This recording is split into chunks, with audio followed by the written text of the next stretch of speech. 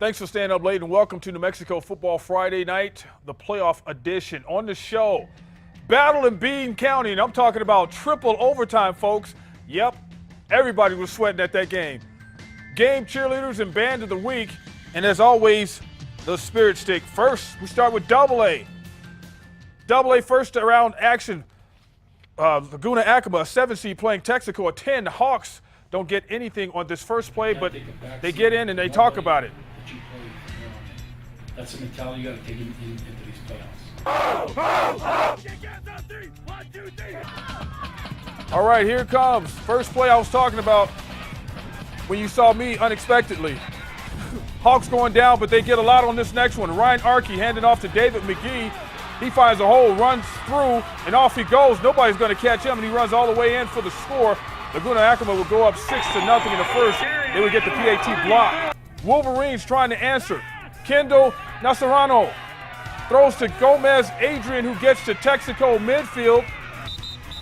Then would be Mason Golden taking the handoff next, up the middle, busting through for more yardage. And Neciacino holds on to it, and this time he's in, moving the change for the first down, keeping the drive going, keeping it himself, finding some more room up the left side for another first down. Into the half coming up. Coach telling the boys, we got to do more than move the chains. We got to get in the end zone. Hawks defense hold tough, though, at the goal line. Then it would be the Hawks with the ball driving. McGee once again carrying the ball for a first down. And how about Arkey keeping it? Going to the sideline for a good gainer for the Hawks. McGee would once again get the ball, and when he gets his hands on the ball, all he knows how to do is run hard to the end zone. Busting it up. Hawks going up 12-0. They will go for two, but come up short. Laguna Acoma moving on after beating Texico tonight, 38-7. Class 4A playoffs, Centennial, a 5-seed playing a number 12 in Santa Fe. We pick it up in third quarter action.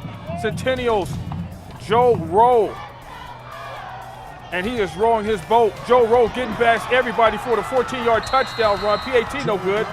15-2 Centennial. Still in the third, Centennial going after more. And the ball will go to Quiven Redding. Redding finding some running room. He goes in 3 yards for the touchdown. Centennial leading 22-2. Fourth quarter now. Centennial quarterback Christian Cedeno. 40-yard pass coming up in Quiven Redding. Taking the ball, and he's to the house. Making it 29-2. How about they add some more? Jalen Boston. Short yardage, 3-yard touchdown run. Centennial all over Santa Fe tonight. 36-2 is the final. Who will they get next? They'll get Deming next, because Deming has knocked out the Roswell Coyotes. Coyotes going home for the season. Time for the game of the week, and that means Lawrence Gilligan is right here, right now. Lawrence. Yeah, Van, big showdown in the City of Vision between the Cavemen and Rams. Let's take a look at what both teams need to do in order to win and advance in the state playoffs. For Carlsbad to advance, they need to shut down the Rams offense. Rancho is averaging 146 yards on the ground per game, thanks to a balanced running attack by Skylar Shademan and Jordan Latta.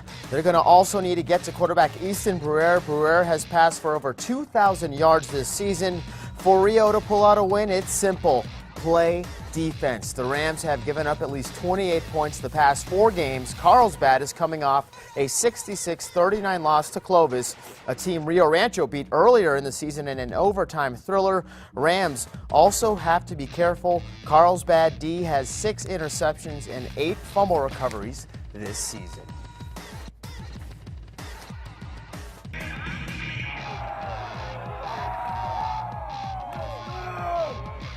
Cavemen and Rams ready for their showdown under the lights and drizzle. This game was filled with turnovers early. Rams driving. Easton Bruer looks across the middle, and it's Caveman senior Cody Tanner jumping the route. Tanner with the interception going the other way before being tackled at the 50. Their drive would stall. Meanwhile, Rio gets the offense moving. Bruer across the middle to Josiah Morgan. Check it out on the replay. Morgan hanging on for the tough grab. You walked that off 1-8. This one is still tied up at zeros until Bruer changes it thanks to Brady Patterson. Patterson gets not 1 but 2 feet down. Just like that, it's 7-0 Rio. Late second quarter, Carlsbad trying to move across the 50, and the quarterback cannot handle the ball. He can't come up with it, but the Rams do. Ensuing drive, Rio pulls off a little trickery. The double reverse. Tristan Foley playing quarterback to the quarterback, Easton Barrera, making the grab. Later in the drive, Rams find the end zone. Barrera with the handoff to Jordan Lotto. Rio leads 14-0 and take a 17-0 advantage into the locker room at the half. We caught up with Rams head coach Dave Howes at the break. You know, these guys are playing their tails off, and we've done this before. We just can't let up in the second half, so I'm very proud of them right now. They've got a great quarterback and a great offense, so we can't try to let them back in this game, so we got to keep stepping on the gas. Well, Van, the gas pedal was indeed stepped on for both sides. Get this, Rams led 17-0 at the half, and that field goal at the end of the first half stands true as Rio Rancho comes from behind at the end to beat Carlsbad by 3 points, 41-38. Turned out to be a high-scoring affair. Van. Guess what? You know what's happening now, right? You got to put on the Letterman jacket. Not yet, not yet, not yet, not yet. Hey, I'm surprised you were ready for that. All right, Atrisco Heritage up now. The Jaguars playing Sandia and honoring the memory of one of their fallen sophomore, Emilio Conway, lost his battle against leukemia last weekend. Orange is the color of leukemia awareness, and students decided to wear that color and also raise money for Conway's family to offset medical costs. The game now. And Ricky Alvidrez taking the ball, finding the corner, and Ricky into the end zone, but that one's coming back. Holding would bring it back. They settle for a field goal, 3-0. Atrisco in the first. Sandia's turn now with the ball, and Tim Barreras, the quarterback, looking and finding a man deep, and yes, Jordan Jones makes the grab and heads into the end zone. 7-3 Matadors, and that celebration after a long touchdown. How about a long touchdown celebration? Jones coming back to the sideline, and everybody's still screaming. Yep, Coach, we want to live this one up for a little while. And they do. Coach Kevin Barker liking that. He's loving this too. Barreras to Trevor Waring. Watch the one-handed grab, and our cameraman wiped out. Sets up Mr. Bean. Not the guy from the show, but this one, Cameron Bean, scoring from short, making it 14-3 Matadors in the second. Then it's time to give a big man some love. David Archer, big guy, rolling into the end zone. PAT no good, made it 20-3 Matadors. Sandia wins big, 45-11.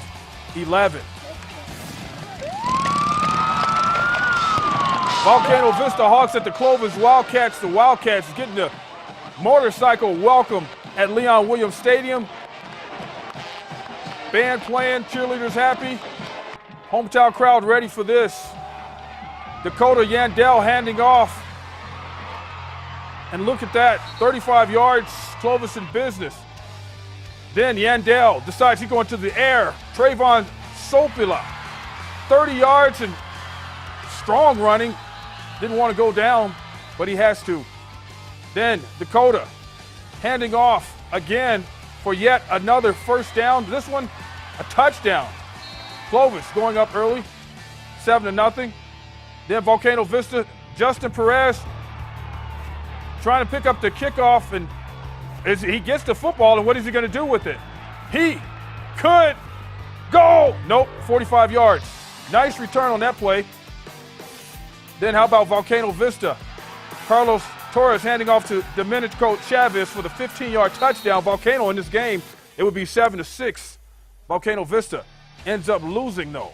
47-21, the Clovis Wildcats putting hands on Volcano and knocking them out of the playoffs in 5A. Robertson still alive in AAA after shutting out Portales 36-0. We need to step aside and pay the bills. More Football Friday is on the way. We're talking about the bye week when we return. Plus, which team is more fierce tonight, Panthers or Jaguars? We have the answer. First, check out our cheerleaders of the week from Sandia.